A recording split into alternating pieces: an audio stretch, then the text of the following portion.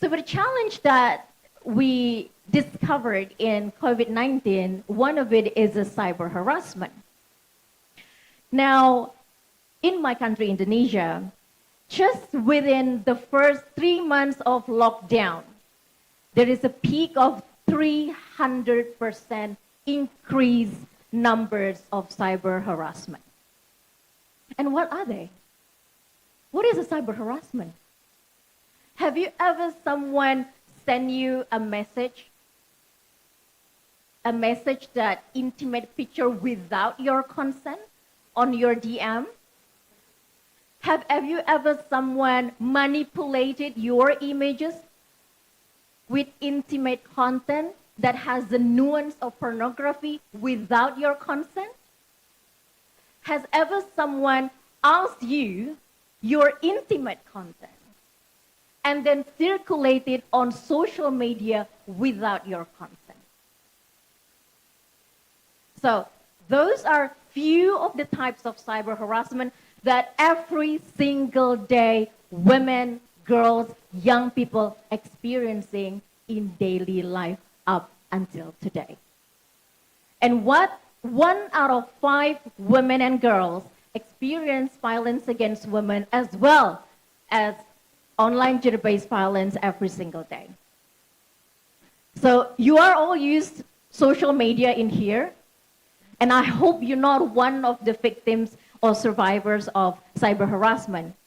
But unfortunately, when we have experiencing COVID-19 and we're experiencing lockdown, we do not have a support system that being able to support us. Imagine when someone threatens you to share your intimate content online in a daily basis and asking you to pay a certain amount of money, and otherwise your photos is going to be circulated on your followers, which have your friends, which have your family in there. What happened? How do you feel about that? You're scared. You can't sleep. You don't want to eat. You don't want to even go out. Right? And this physical distress and emotional distress, this is what happened. But people don't know where to go. They don't know where to seek help. They need psychological support. They need legal support. And as a lawyer, and I experienced one of my circle person who experienced one kind of a cyber harassment, this is my momentum, and I asked myself, what can I do? So when I started to develop the app, it's nowhere as what the app that if you check on the website right now, nowhere. When I started, it's just, I wanted to help more people who do not have access. Because it's difficult to find informed and licensed information that reliable online. It can go to anywhere that it could be a false information. So I just wanted to provide a victim support platform that accessible online that everyone in Indonesia can simply access. So they don't really need to go outside to their, to different place. So this support is just simply to enable how internet and technology to provide support to those people who really need it. So we started with legal support because I'm a lawyer. I just knocked the door of my friend and then says like, hey, look, that's volunteering, right? And then I say, okay, we need another thing. We need another psychologist on board. So we started only with 6 of us volunteering. And then within 2 weeks, we received 750 cases. And this is emerging. People wanted to end their life because they experienced this and they have no one to support them. So if you are parents out there and if you are seeking for help, please speak up because there's always someone want to help, right?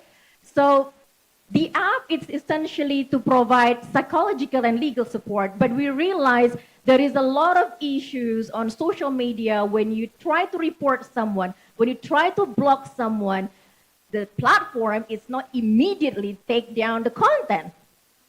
Now what happened? I'm there just We are just started in there. So what we have to do, we need to knock another door to another government and says, look, this is the problem. What can we do?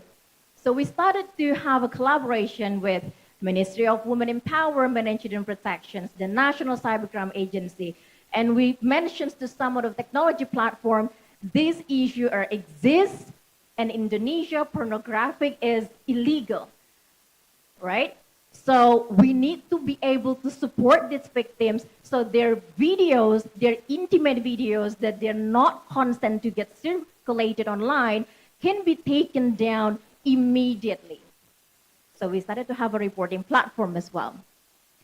And now with the artificial intelligence that I think we are all now use the chat GPT, we are very familiar.